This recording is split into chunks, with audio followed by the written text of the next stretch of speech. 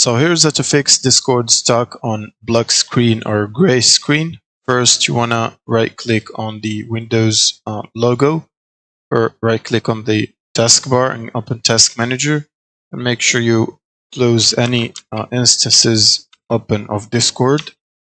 So you can type Discord in here, and then if you find any processes, right click them one by one and click End Task. You can also click this one here.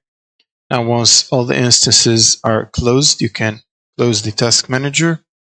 Next, you want to right click on the Windows logo, click on Run to bring up this Run menu. And here you want to type %, and then Up Data, and then %, again, press OK.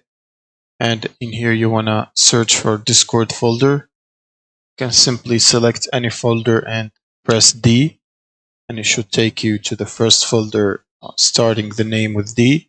Now you can double click Discord. Now you want to right click this folder, Discord folder, and completely delete it. And then you want to go back one folder by pressing the Up Data on the top here. It should take you back. Next, you want to double click Local and then look for Discord again in here. If you find the folder, right click on it and click Delete. And then you can simply close this. Next, you want to open the CMD or terminal as administrator. So right click Windows logo and then click Terminal Admin, confirm.